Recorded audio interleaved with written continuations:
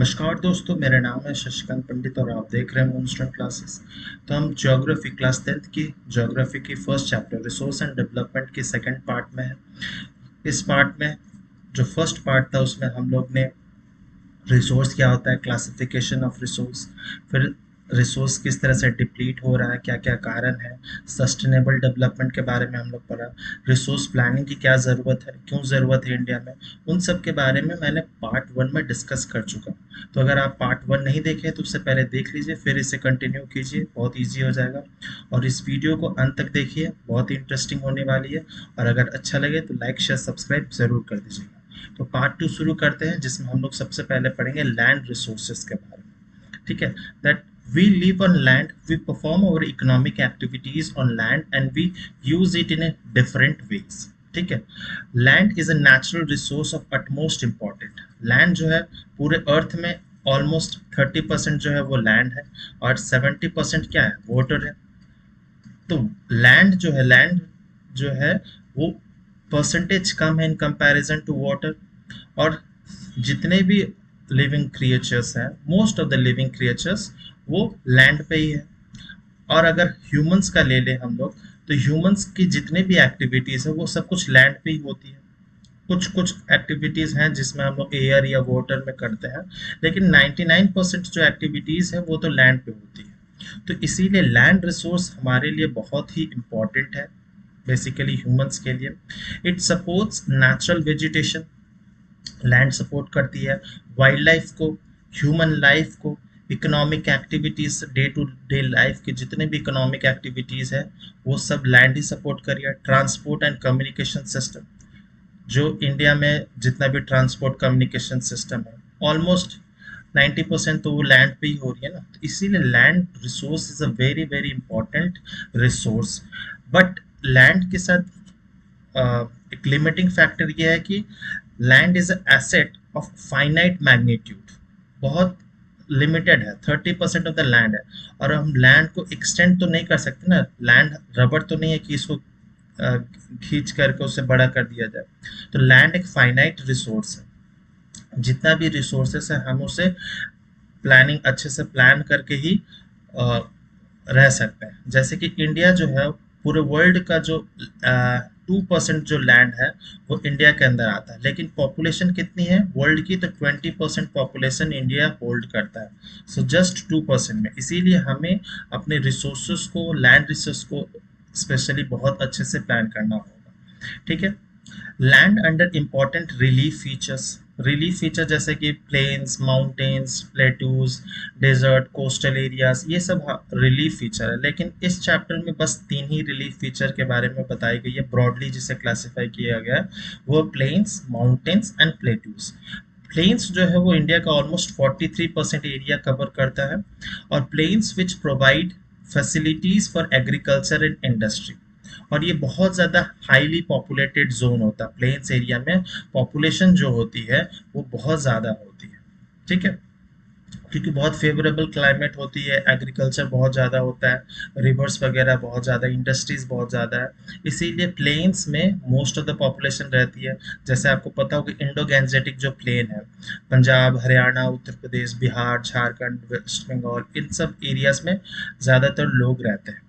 फिर आते हैं माउंटेन्स, जो है वो 30% ऑफ द इंडिया की लैंड को कैप्चर करती है, which ensures perennial flow of some river, जैसे कि गंगा हो गया, इंडस हो गया, यमुना हो गया, ब्रह्मपुत्र हो गया। ऐसे कई सारे रिवर्स हैं जो कि माउंटेन से निकलती है, हिमालय से निकलती है। तो इसीलिए माउंटेन्स भी बहुत इंपॉर्टेंट है। एंड साथ ही साथ में provide facilities for tourism and ecological aspects.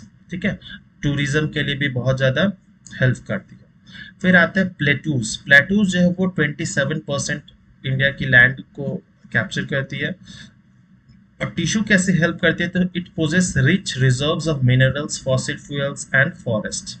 तो बहुत सारे रिजर्व्स है, जैसे छोटा नागपुर प्लेटू हो गया, या छत्तीसगढ़ उड़ीसा वाला रीजन है, या आंध्रा ले लीजिए, उसमें डेक्कन प्लेटू जो मेनली, उसमें बहुत सारे रिजर्व्स है, कोल माइंस है, कॉपर माइंस है, आयरन ओर माइंस है। तो ऐसे बहुत सारे प्लेटूज बहुत ज़्यादा इम्पॉर्टेंट है इंडिया मतलब हर कंट्री के लिए बहुत ज़्यादा इंपॉर्टेंट है।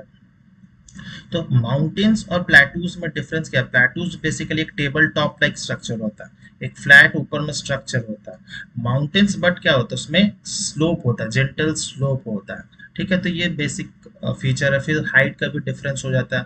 प्लेटूज जो है वो नॉर्मली 600 से 900 मीटर से ज़्यादा उससे बड़ा होता नहीं है, और माउंटेन्स 9,900 मीटर के अबव को ही हम लोग माउंटेन्स कंसिडर करते हैं। तो ये कुछ कुछ बेसिक फीचर्स है, लेकिन इस चैप्टर से उतना रिलेवेंट नहीं है, इसीलिए मैं डिटेल में डिस्कस नहीं कर रहा हूँ। फिर आते हैं लैंड यूटिलाइजेशन। ये पार्ट जो है नए सीबीएसई पैटर्न के अकॉर्डिंग उसे एक्सक्लूड किया गया है, तो भी जान लीजिए। Land resources are used for following purposes. कौन कौन से पर्पसेस? जैसे फॉरेस्ट। फॉरेस्ट जो हमारा फॉरेस्ट पॉलिसी है, नेशनल फॉरेस्ट पॉलिसी, उसके अकॉर्डिंग क्या है कि 33% जो फॉरेस्ट कवर होनी चाहिए प्लेन्स एरिया में, ठीक है, और 67% मतलब 2/3% जो होनी चाहिए वो नॉर्थ ईस्ट और हिमालयंस माउंटेन्स रीजन्स में होना चाहिए forest cover. At present India में जो फॉरेस्ट कवर है वो 21.71% है। तो ये जो है कहाँ से आती है? तो ISFR जो रिपोर्ट है, इंडियन स्टेट फॉरेस्ट रिपोर्ट, वो हर 2 साल में रिपोर्ट पब्लिश होती है, तो उससे ये डेटा आपको मिल जाएगा। और फॉरेस्ट प्लस ट्री कवर वो मिला के लगभग 23.64% के आसपास अप्रॉक्सीमेटली इतना फॉरेस्ट कवर है टोटल होल इंडिया का। तो फॉरेस्ट एक पार्ट हो गया। फिर दूसरा है कि land not available for cultivation. ऐसे लैंड जो कल्टीवेशन के लिए अवेलेबल नहीं है, जैसे बेरेन एंड वेस्ट लैंड हो गया। फिर land put to non agricultural uses, जैसे बिल्डिंग्स, रोड्स, फैक्ट्रीज जिसमें हम लोग रहते हैं, तो ये उस वो पार्ट हो गया जिसमें मेनली ह्यूमंस रहते हैं, उनका हैबिटेट है। तो ये पार्ट हो गया land put to non agricultural uses. Third part क्या है? Other uncultivated land. ठीक है, other uncultivated land but excluding fallow land. ठीक है, तो जैसे कि permanent pastures and grazing land हो गया, जो गाय भैंस या जो ग्रेजर्स होते हैं उनके लिए परमानेंट पैस्चर्स जैसे ग्रासलैंड्स हो गया। फिर land under miscellaneous tree crops groups not included in the net shown area. तो नेट शोन एरिया क्या है? तो मतलब नेट जोन एरिया मतलब होता है दैट अमाउंट ऑफ एरिया जिसमें हम लोग किसी चीज़ का कल्टीवेशन कर रहे हैं या एग्रीकल्चरल प्रैक्टिस कर रहे हैं या हॉर्टिकल्चरल प्रैक्टिस कर रहे हैं, वो हमारा नेट जोन एरिया है। कितने एरिया में हम लोग प्रैक्टिस कर रहे हैं एग्रीकल्चर या हॉर्टिकल्चर, उसे हम लोग नेट जोन एरिया कहते हैं। फिर culturable waste land left uncultivated for more than 1 agricultural years. ठीक है, तो ये कुछ पार्ट्स हैं। फिर चौथा जो पार्ट है वो फैलो लैंड, जो ऐसे लैंड जो ऐसे ही छोड़ दिया गया, उस पर कुछ होता नहीं है, बट वो बैरन नहीं है, उसमें कल्टीवेशन या कुछ खेती बाड़ी नहीं होती है, बस उसे ऐसे छोड़ दिया गया। तो जैसे current fallow left without cultivation for 1 or less than 1 agriculture year. फिर other than current fallow left uncultivated for past 1 to 5 agriculture. तो 1 से 5 साल के बीच में, और ये था 1 साल से या 1 साल से कम के बीच में फैलो लैंड्स। फिर नेट जोन एरिया मैंने बता दिया, that much amount of area on which agriculture और any horticultural practices is being practised, उसे हम लोग नेट जोन एरिया कहते हैं। तो area sown more than once in an agriculture year plus net sown area is known as gross cropped area. ठीक है, तो ये पहले बहुत सीबीएसई पूछ लेता था इससे डेफिनेशन वगैरह, लेकिन अब एक्सक्लूड कर दिया गया तो शायद अब ना आए, लेकिन जानना बहुत ज़रूरी है। फिर आते हैं लैंड डिग्रेडेशन। लैंड डिग्रेडेशन मतलब लैंड किस तरह से उसकी जो क्वालिटी है, क्वांटिटी है, वो धीरे धीरे डिग्रेड होती है। तो इसमें दोनों ही कारण है, नेचुरल भी हो सकता है, साथ ही साथ में मैन मेड हो सकता है। तो मैन मेड कारण जो है वो बहुत ज़्यादा इस प्रोसेस को, लैंड डिग्रेडेशन प्रोसेस को फास्टन कर देती है। ठीक है, the continuous use of land over a long period of time without taking appropriate measures to conserve and manage it lead to land degradations। then ultimately क्या हो जाता है कि वो डेजर्ट बनने लगता है, डेजर्ट की तरफ मूव होता है, जिसे हम लोग कहते हैं डेजर्टिफिकेशन। डेजर्टिफिकेशन, इस प्रोसेस को डेजर्टिफिकेशन कहता है। लेट सपोज कोई लैंड था, उस पर बहुत अच्छे खासे पेड़ वगैरह थे, तो हम लोग क्या कर रहे हैं, टिम्बर वगैरह के लिए या फ्यूल वुड के लिए उस पेड़ को, पूरा जंगल को साफ कर दिए।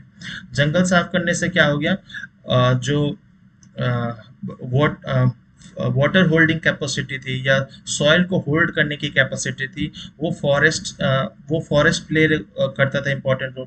लेकिन जब पेड़ ही नहीं रहेगा तो water holding capacity, soil holding capacity ये लॉस हो जाएगी। तो धीरे धीरे क्या होगा, वो लैंड जो था फॉरेस्टेड लैंड वो कन्वर्ट हो जाएगा एक डेजर्ट में।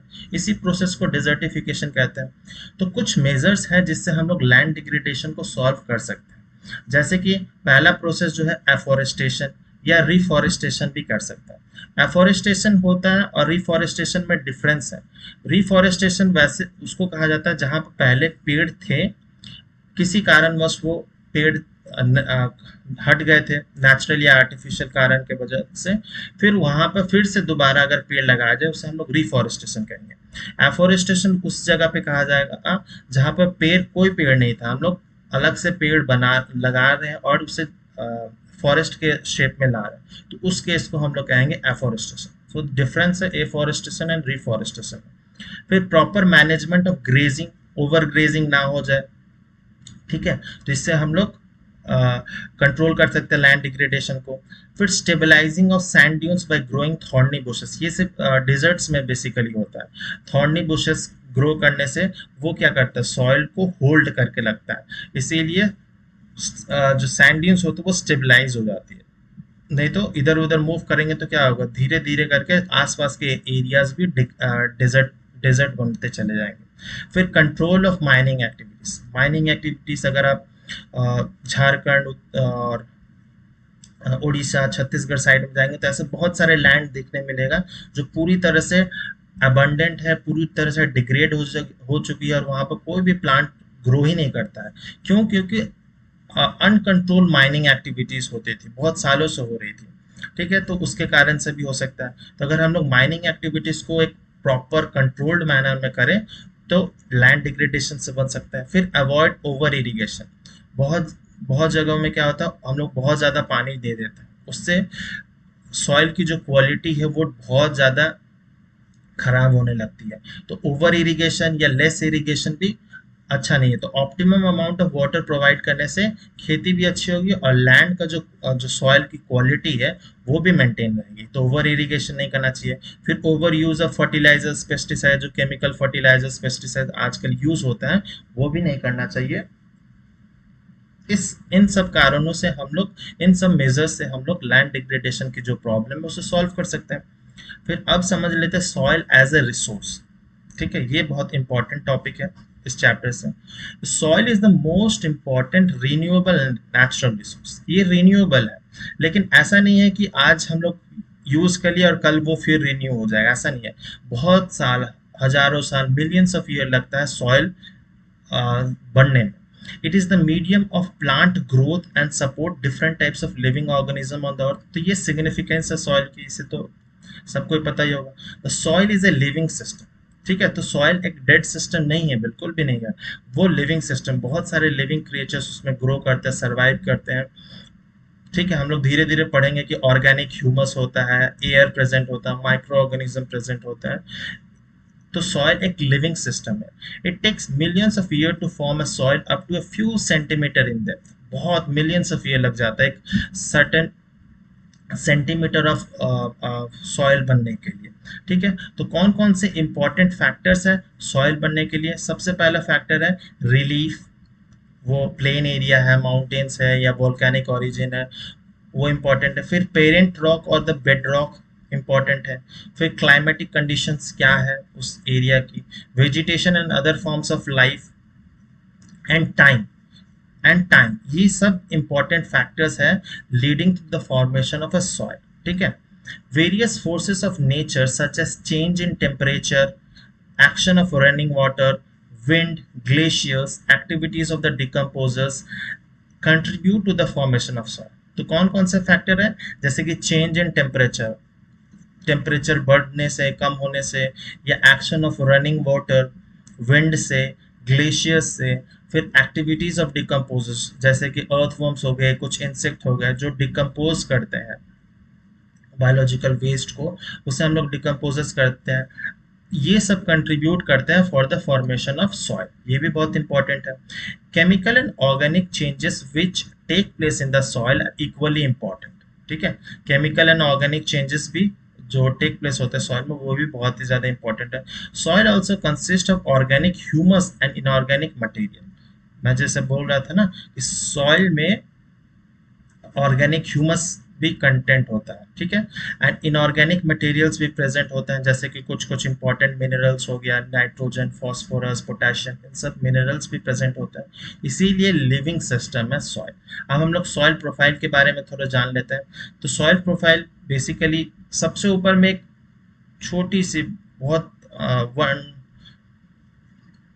कुछ मिलीमीटर्स की थिक एक लेयर होती है जिसको हम लोग ऑर्गेनिक ह्यूमस लेयर कहते हैं, ठीक है, ह्यूमस लेयर जिसे हम लोग ओ ओ से डिनोट करते हैं। फिर आता है टॉप सॉइल। टॉप सॉइल को ए लेयर कहते हैं, जो top soil, the upper soil layer को ए लेयर कहते हैं।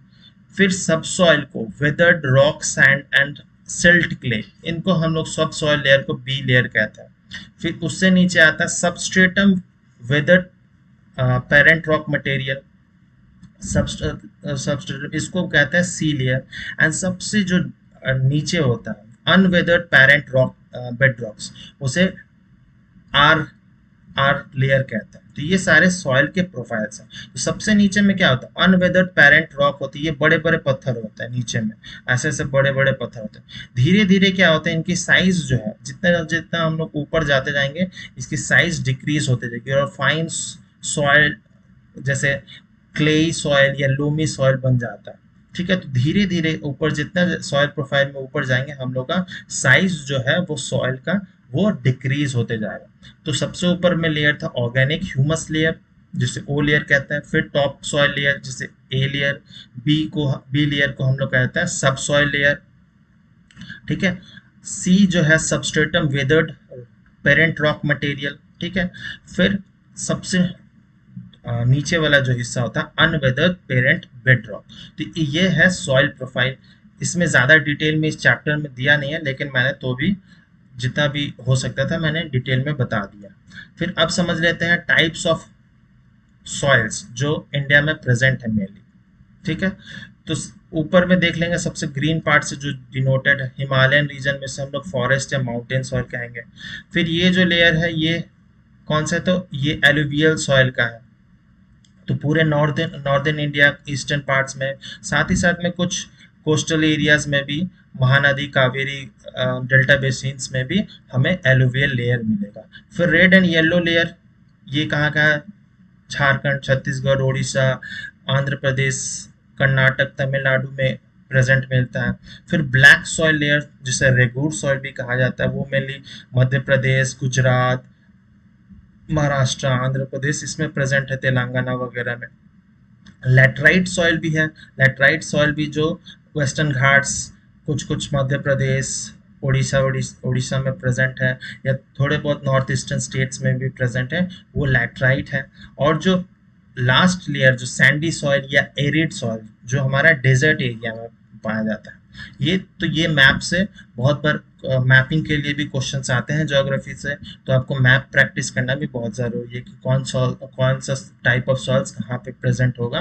तो मैपिंग प्रैक्टिस भी करना बहुत ज़रूरी है। या लेबलिंग करने दिया जा सकता है कि ये मार्क कर दिया जाएगा एरिया, आप पूछेगा कि कौन सा ये सॉइल टाइप यहाँ पर फाउंड होता है, कि इस एरिया में कौन सा सॉइल टाइप होता है, तो ये सब आपको पता होना चाहिए। तो मैपिंग पर्सपेक्टिव से ये जो मैप है बहुत इंपॉर्टेंट है। अब हम लोग जान लेते हैं सॉइल एंड इट्स टाइप्स के बारे में। तो सॉइल एंड टाइप्स में तो सॉइल से सबसे पहला जो टाइप हम लोग पढ़ेंगे वो है एलुवियल सॉइल, ठीक है। तो entire northern plains are made up of alluvial soil, ये मैंने मैप में ही शो कर दिया था। Also found in the eastern coastal plain particularly in the deltas of Mahanadi, Godavari, Krishna and Kaveri, जो पेनिनसुलर रिवर्स है उसमें भी मिलते हैं। Fertile soil therefore fit for agriculture, so ये मोस्ट फर्टाइल सॉइल है। जितने भी सॉइल टाइप्स इंडिया में फाउंड होते हैं उसमें से सबसे ज़्यादा फर्टाइल होता है। तो यहाँ पर खेती बड़ी मतलब एग्रीकल्चरल प्रैक्टिसेस बहुत ज़्यादा होता है। Regions of alluvial soils are intensively cultivated and densely populated. Agricultural practices ज़्यादा होता है तो पॉपुलेशन भी बहुत ज़्यादा रहता है।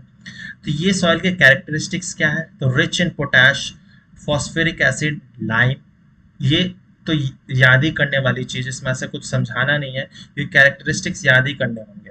तो पोटैश फॉस्फोरिक एसिड लाइम में बहुत ज्यादा रिच है, which are ideal for the growth of sugarcane, paddy, wheat and other cereal and pulses crop. इसीलिए नॉर्दर्न प्लेन्स में वीट की खेती, शुगर केन की खेती, पैडी की खेती बहुत ज्यादा होती है। In the upper reaches the river valley that is near the place of the breaks of slope, the soil are coarse. तो अपर रीचेस में हो जाता है, जो रिवर वैलीज, जो ऐसे अगर रिवर वैली है तो अपर जो होता है, अपर पार्ट में यहाँ पर जो सॉइल होता है वो थोड़ा कोर्स होता है, धीरे धीरे आगे यहाँ पे मीडियम या स्मॉलर होने लगता है। तो अपर वैली में थोड़ा कोर्सर होता है, नीचे जितना आएंगे वैलीज में तो सॉइल जो है वो फाइन होने लगता है। Such soils are more common in the piedmont plains such as Duars, chos and Terai.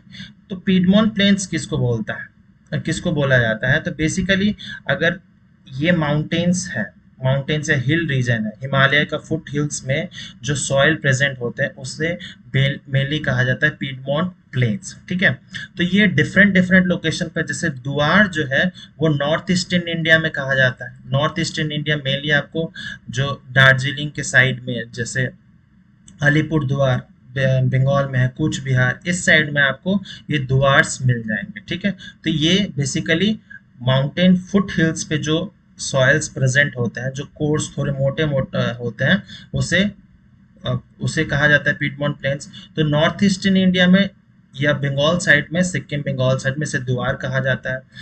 Terai reason जो है वो बेसिकली जो नेपाल एंड, इस मैप में मैं शो कर देता हूँ, इस नेपाल और उत्तर प्रदेश वाला जो एरिया है, ये जो मैंने मार्क किया है यहाँ पर, ये वाले एरियाज को कहा जाता है तेराई रीजन। तो ये लिटिल बिट मार्शी होता है क्योंकि नेपाल से बहुत सारे रिवर्स निकलते हैं, इसीलिए ये थोड़ा बहुत मार्शी या दलदली टाइप का होता है। ठीक है, तो ये थोड़ा डिफरेंसेस है। फिर चोस जो है, चोस जो मेनली जो शिवालिक रेंज है पंजाब, उत्तराखंड, हिमाचल प्रदेश वाले रीजन में, उसे कहा जाता है, उसके जो माउंटेन फुट हिल्स में पाया जाता है पंजाब शिवालिक्स मेनली में, उसे चोस कहा जाता है। ठीक है, अब समझ लेते हैं कि दो टाइप के एलुवियल सॉइल होते हैं, एक होते हैं ओल्ड एलुवियल जिसे बांगर कहते हैं, एंड न्यू एलुवियल जो खादर होता है। जो बांगर या ओल्ड एलुवियल होते हैं उसमें higher concentration of kankar nodules, मतलब कैल्शियम सॉल्ट्स ज़्यादा प्रेजेंट होते हैं ओल्ड एलुवियल में, इसीलिए ये ज़्यादा फर्टाइल नहीं होता। ठीक है, ये थोड़ा अल्कलाइन टाइप का होता है। ठीक है, लेकिन खादर जो न्यूअर एलुवियल है has more fine particles and is more fertile than the old alluvial. तो ये डिफरेंस पता होना चाहिए। ठीक है, तो ये मिट्टी तो ऑलमोस्ट जो इंडो गैंजेटिक प्लेन्स में जो रहते हैं उन्हें ये पता ही होगा मिट्टी एलुवियल सॉइल के बारे में। फिर आ जाते हैं दूसरे टाइप में है जो कि है ब्लैक सॉइल। ब्लैक सॉइल इसके कलर की वजह से इसे ब्लैक सॉइल कहा जाता है, और साथ ही साथ में इसको रेगूर सॉइल भी कहा जाता है। तो दोनों ही है। Ideal for growing cotton and is known as black cotton soil. ठीक है, कॉटन के लिए बहुत ज़्यादा फेमस है, इसीलिए वो कहाँ, Maharashtra, Saurashtra, Malwa, Madhya Pradesh, Chhattisgarh along the Godavari and Krishna valleys में मेनली प्रेजेंट होते हैं। Made up of extremely fine that is clayey material, तो बहुत ही क्लेई टाइप की इसकी टेक्सचर होती है। Well known for their capacity to hold moisture. ठीक है, ये बहुत सारे मॉइस्चर जो water content, water holding capacity बहुत अच्छी होती है। Rich in calcium carbonate, magnesium, potash and lime. तो ये सब याद ही करने वाली चीज है, इसमें ऐसा कुछ समझाया नहीं जा सकता, और बहुत रिच होता है calcium carbonate, magnesium, potash, lime से। This soils are generally poor in phosphoric contents. ठीक है, तो मेनली इसमें कैरेक्टरिस्टिक्स फीचर्स ही पूछा जाता है, ब्लैक सॉइल, एलुवियल सॉइल, अलग अलग सॉइल्स के। Did develop deep cracks during hot वेदर्स। ठीक है, तो ये फोटो में देख लीजिए बहुत सारे क्रैक्स आपको नजर आएगा। ठीक है, which helps in proper aeration of the soil. तो ये बहुत ज्यादा हेल्प करते हैं। क्रैक से क्या होता है, हवा जो है वो इनसाइड जो डीप लेयर्स है उस तक पहुंच जाता है, तो क्रैक्स आने का ये भी कारण है। This soils are sticky when wet. जब जब पहली बारिश होती है ना, तो ये सॉइल जो बहुत स्टिकी हो जाता है, इस पे काम करना बहुत मुश्किल हो जाता है, इसीलिए जब फर्स्ट शावर आ जाता है तभी इसको प्लॉ कर दिया जाता है, तभी उसको अच्छे से टिल किया जाता है ताकि वो पूरी तरह से जो मॉइस्चर है वो पूरे सॉइल लेयर में फैल जाए। इसीलिए इसको जब फर्स्ट शावर होता है तभी इसको टिलिंग किया जाता है। ठीक है। एक इंटरेस्टिंग फैक्ट बताया जाए तो जैसे जो क्रिकेट पिचेस होती हैं उसमें मेनली ब्लैक सॉइल का बहुत ज़्यादा यूज़ होता है। ऐसा नहीं है कि फुल्ली ब्लैक सॉइल से बनता है, लेकिन ब्लैक सॉइल का मेजॉरिटी परसेंटेज में यूज होता है। इसीलिए आपको क्रिकेट पिचेस पे जो इंटरनेशनल पिचेस होते हैं उस पर क्रैक्स नजर आता है, ताकि जो स्पिन बॉलिंग के लिए बहुत ज़्यादा हेल्पफुल मिल सके। तो इस ब्लैक सॉइल का ये एक इंटरेस्टिंग फैक्ट था। फिर हम लोग समझ लेते हैं जो तीसरा टाइप ऑफ सॉइल है वो रेड एंड येलो सॉइल। ठीक है। तो ये कलर की वजह से है, रेड एंड येलो आमतौर पे दिख जाता है। Develops on crystalline igneous rocks in area low rainfall. Crystalline igneous rock मतलब इसका जो ओरिजिन है वो वोल्केनिक ओरिजिन है। इग्नियस रॉक मतलब वोल्केनिक ओरिजिन है। ठीक है। इन एरियाज ऑफ लो रेनफॉल, जहाँ पर बारिश कम होती है, जैसे eastern and southern parts of the Deccan प्लेटू में बारिश कम कम होती है। Also found in parts of Orissa, Chhattisgarh, southern parts of the middle Gangetic plains and also Piedmont zone of the western Ghats. ये लोकेशंस आपको याद करने ही होंगे। ये रेडिश कलर क्यों होता है? तो colour due to diffusion of iron, iron की वजह से ये रेडिश कलर होता है। And crystalline and metamorphic rocks. ठीक है। एंड इट लुक्स येलो कब होता है? जब वो हाइड्रेटेड फॉर्म में होता है, जब उसमें पानी रहता है तब वो येलो कलर शो होता है, अन्यथा वो रेडिश कलर का होता है due to the deposition of iron. ठीक है। इसीलिए ऐसे एरियाज में Orissa, Chhattisgarh, southern parts of जो गैंजेटिक प्लेन्स है, डेक्कन प्लेटू में, इसीलिए आयरन ओर्स की जो माइंस है, तो आयरन ओर्स वैसी ही जगह में होंगी जहाँ पे मिट्टी भी रेड एंड येलोइश कलर की होती है। तो उससे पहचाना जा सकता है कि हाँ यहाँ पर आयरन ओर्स होते हैं। ठीक है। फिर चौथा टाइप है जो है लैटराइट सॉइल का। ठीक है। तो laterite soil has been derived from the Latin word later which means brick. तो जिस तरह से ब्रिक जो होता है ईंटा होता है, उसी तरह से लैटराइट सॉइल भी उससे आप रिलेट कर सकते हैं। तो laterite soils develops under tropical and sub tropical climate with alternate wet and dry season. Alternate, कभी वेट होगा फिर ड्राई होगा, फिर वेट होगा ड्राई होगा। इससे लैटराइट सॉइल का फॉर्मेशन होता है। The soil is the result of intense leaching due to heavy rain. तो जब हेवी रेन होती है, इंटेंस लीचिंग मतलब क्या, पानी जो है वो सॉइल के लेयर से पास आउट हो जाता है। ठीक है। इसीलिए इस टाइप ऑफ सॉइल जहाँ पर बहुत बारिश होती है, उस सॉइल की जो पीएच वैल्यू जो होती है वो एसिडिक हो जाती है। ठीक है। तो जहाँ पर जितनी बारिश होगी जो सॉइल होगा वो मोर एसिडिक होने लगता है। And generally deficient in plant nutrient, क्योंकि जितने भी न्यूट्रिएंट्स है ऊपर में अगर न्यूट्रिएंट प्रेजेंट होते हैं, बारिश के कारण वो लीच डाउन होके एकदम डीप में जाकर सिचुएटेड रहता है। तो ऊपर में जो प्लांट्स अगर हम लोग ग्रो करते हैं तो यहाँ पर न्यूट्रिएंट्स ही नहीं मिलता, तो इसीलिए प्लांट न्यूट्रिएंट में बहुत ज़्यादा कम होता है लैटराइटिक soil, and occurs mostly in the southern states, Western Ghats region, Maharashtra, Odisha, some part of West Bengal and northeastern regions में भी laterite soil मिलता है। Where these soils support deciduous and evergreen forest, it is humus rich। ठीक है। जहाँ पर deciduous and evergreen forest है वो humus rich होगा क्योंकि organic matter बहुत ज़्यादा है। But under sparse vegetation and semi-arid environment जैसे डेक्कन प्लेटू में, it is generally humus poor, क्योंकि ऑर्गेनिक कंटेंट ही नहीं है, पेड़ पौधे नहीं होंगे तो ऑर्गेनिक कंटेंट कैसे आएगा। फिर this soils are prone to erosion and degradation due to the deposition of the landscape due to their position. जैसे कि ये मेनली डेक्कन प्लेटू रीजन में होता है इरोशन एंड डिग्रेडेशन का problem. This soil is very useful for growing tea, coffee. Red laterite soil in the Tamil Nadu, Andhra Pradesh and Kerala are more suitable for crops like cashew nut. तो जैसे काजू की खेती के लिए बहुत ज़्यादा रेड लैटराइट सॉइल जो है बहुत इंपॉर्टेंट। साथ ही साथ में जो कमर्शियल क्रॉप्स है हमारे टी, कॉफ़ी, इसके लिए भी लैटराइट सॉइल बहुत ज़्यादा इंपॉर्टेंट है। ठीक है। फिर पांचवा जो वैरायटी है वो है टाइप है वो है एरिड सॉइल। एरिड सॉइल्स पता चल गया हो कि डेजर्ट सॉइल्स मेनली होता है, जो कलर जो होती है वो red to brown in colour होती है। तो they are generally sandy in textures, मतलब इसमें रेत बालू जो होती है वो ज़्यादा होती है इन texture and saline in nature. इसमें सॉल्ट कंटेंट जो है वो बहुत ज़्यादा होता है। जैसे कि आपको पता होगा जो सांभर लेक है उसमें बहुत सलाइन रिच होता है, वहाँ पर नमक की खेती होती है। In some areas of salt content is very high and common salt is obtained by evaporating the water. तो वैसे वाटर को इवापोरेट करके सॉल्ट की होती है, तो राजस्थान में ये मेनली प्रेजेंट है। ड्यू राजस्थान के साथ साथ गुजरात में भी प्रेजेंट है। Due to the dry climate, high temperature, evaporation is faster and the soil lack humus and moisture.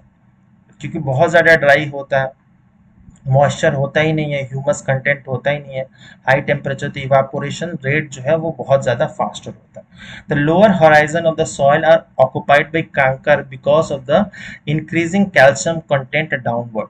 ठीक है, कंकर लेयर बहुत ज़्यादा हो जाता है। And the kankar layer formation in the bottom horizon restrict the infiltration of water. तो ये कंकर लेयर के कारण जो है वो पानी को रेस्ट्रिक्ट करता है इनफिल्ट्रेट करने के लिए। After proper irrigation, these soils become cultivable and has been in the case of western Rajasthan। जैसे कि इसमें बहुत ज़्यादा एरिड सॉइल में हम लोग जो खेती बाड़ी करते हैं, जो मिलेट्स ग्रो होते हैं, ज्वार, रागी, बाजरा, ये सारे प्लांट्स मेनली डेजर्ट एरिया में एरिड सॉइल में अच्छे ग्रो होते हैं। ठीक है, अब जो लास्ट वैरायटी है सॉइल की वो है फॉरेस्ट सॉइल। ठीक है, this soils are found in hilly and mountainous areas where sufficient rain forest are available. तो मेनली जो फॉरेस्ट में प्रेजेंट होती है सॉइल वो होती है फॉरेस्ट सॉइल।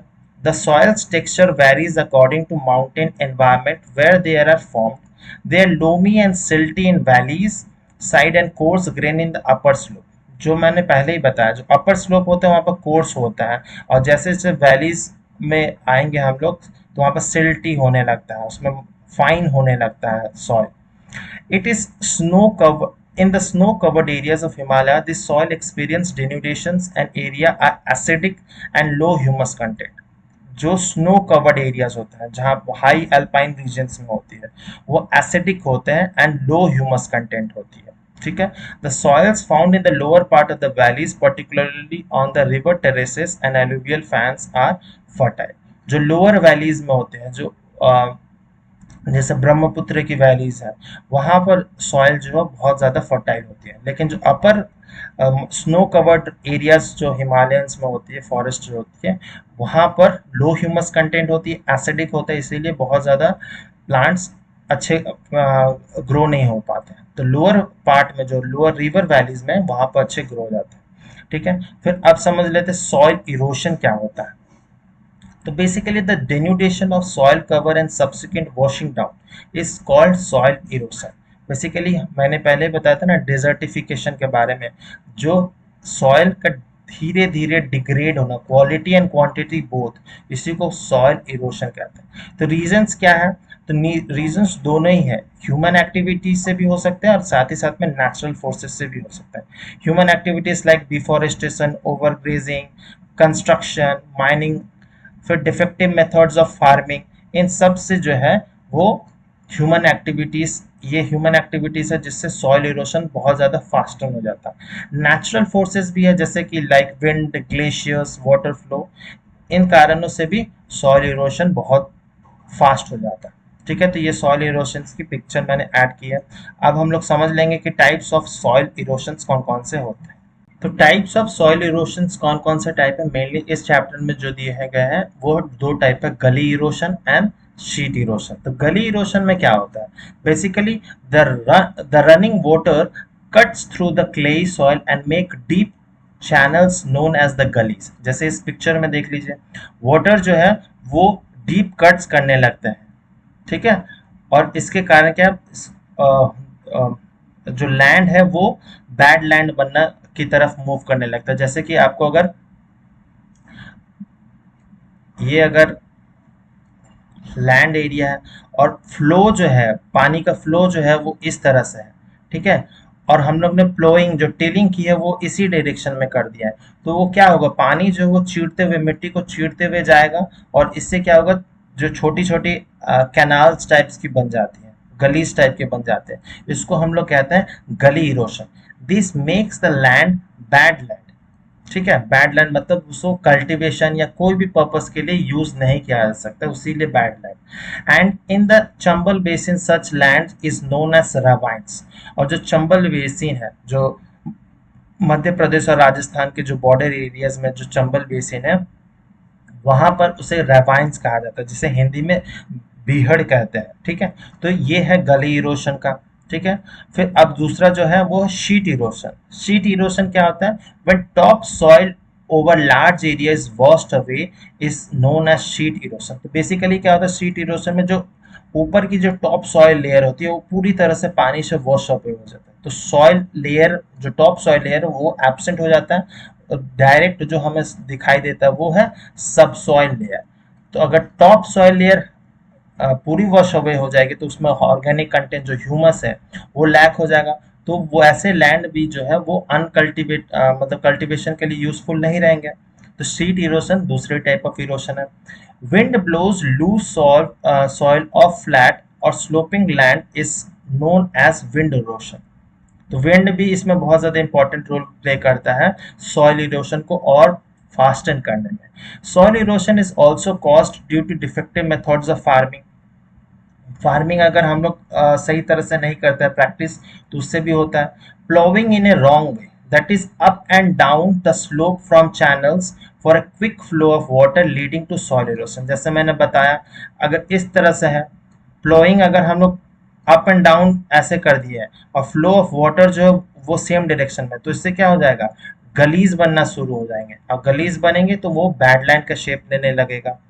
फिर मेथड्स क्या है? Methods to prevent soil erosion in hilly areas. तो सबसे पहला जो मेथड है वो है कंटूर प्लाविंग। ठीक है, तो ploughing along the contour lines can decelerate the flow of water down the slope. ठीक है, जैसे कि अगर फ्लो अगर इस तरह से है तो हमें जो प्लांटिंग करनी है वो स्ट्रेट लाइन परपेंडिकुलर डायरेक्शन में करनी है, इसको कहते हैं कंटूर प्लाविंग। ये हिमालयन रीजन्स में मेनली किया जाता है। फिर steps can be cut out on the slopes making terraces. इसको क्या बोलते हैं? टेरेस फार्मिंग बोला जाता है। स्टेप्स ऐसे ऐसे कट किए जाते हैं। Terrace cultivation restrict soil erosion. Western and central Himalayas have well developed terrace farming. तो इस प्रैक्टिस को टेरेस फार्मिंग कहा जाता है। तो टेरेस फार्मिंग भी बहुत अच्छा इंपॉर्टेंट मेथड है जिससे हम लोग सॉइल इरोशन प्रिवेंट कर सकते हैं हिली एरियाज में। तो ये जितने भी है हिली एरियाज के लिए कहा जा रहा है। फिर तीसरा जो मेथड है वो है स्ट्रिप क्रॉपिंग। स्ट्रिप क्रॉपिंग मतलब क्या होता है? Large field can be divided into strips. ऐसे स्ट्रिप्स में डिवाइड किया जा सकता है, ऐसे ऐसे करके स्ट्रिप्स में डिवाइड कर दिया जाता है। Strips of grasses are left to grow between the crops. इसमें हम लोग इसमें क्रॉप्स ग्रो कर रहे हैं ये वाले एरियाज में, और बाकी ये जो मार्क है इसमें हम लोग ग्रासेस ग्रो कर दे रहे हैं। ग्रासेस ग्रो करने से क्या होगा? This break up the force of the wind. ऐसे ऐसे हम लोग इसमें ग्रास ग्रो कर दे रहे हैं, तो ये जो विंड को है विंड ब्रेक के हेल्प में बहुत ज्यादा हेल्प करेगा। ठीक है, तो ये विंड को, हवा को रोकने के लिए बहुत ज्यादा इंपॉर्टेंट है। अगर हवा को रोक देगा तो जो इंपॉर्टेंट क्रॉप्स है उसे हम लोग बचा सकते हैं। ठीक है, तो इसको स्ट्रिप क्रॉपिंग कहते हैं। जो चौथा है shelter belts. Planting lines on of trees to create shelter also work in a similar way। तो ये बेसिकली स्ट्रिप क्रॉपिंग के तरह ही होता है। इसमें जैसे कि शेल्टर बेड्स कैसा है, तो ये पूरे फील्ड है, इसमें हम लोग ने अनाज ग्रो कर दिया है, तो इसकी जो साइड साइड जो बाउंड्री है हम लोग इसमें पेड़ लगा देंगे। तो इससे क्या होगा? जो हम लोग ग्रो कर रहे हैं एग्रीकल्चरल प्रोड्यूस के लिए, वो हमारा सेफ रह जाएंगे, उनको शेल्टर मिल जाएगी ये बड़े पेड़ों के कारण। This shelter belts have contributed significantly in stabilization of sand dunes and stabilizing the desert in western India. Shelter belt hilly areas के साथ साथ में आपके प्लेन्स एरियाज में भी, डेजर्ट एरिया में भी बहुत ज़्यादा इंपॉर्टेंट होता है। तो आपको ये सब, अब अगर आप लोग गांव से हैं तो ये आपको प्रैक्टिस पता ही होगा कि ऐसे खेती बाड़ी होती है जिसके साइड साइड में हम लोग बड़े बड़े प्लांट लगा देते हैं और बीच में जो है हम लोग अपना क्रॉप ग्रो करते हैं। तो इससे क्या होता है? दो बेनिफिट है। एक तो विंड ब्रेक करने में भी हेल्प रहता है, और साथ ही साथ जो है हमारे ये क्रॉप्स जो है वो उसकी पैदावार, उसकी प्रोडक्शन मेंटेन रहती है, हमें ज़्यादा प्रोडक्शन मिल जाता है। तो इन सब मेथड से हम लोग सॉइल इरोशन को प्रिवेंट कर सकते हैं। ठीक है, तो इस चैप्टर में इतना ही था। उम्मीद करते हैं बहुत कुछ सीखने समझने मिला होगा। अगर वीडियो अच्छा लगा है तो लाइक शेयर सब्सक्राइब ज़रूर कर दीजिए। अगर कोई डाउट या सजेशंस या कुछ नहीं समझ आया तो आप कमेंट सेक्शन में ज़रूर पूछिए। एंड आप अगर मुझे फॉलो करना चाहते हैं तो आप इंस्टाग्राम पे फॉलो कर सकते हैं, कांटेक्ट कर सकते हैं। और इस वीडियो को देखने के लिए बहुत बहुत धन्यवाद। मिलते हैं नेक्स्ट वीडियो में। टिल देन बाय बाय, जय हिंद।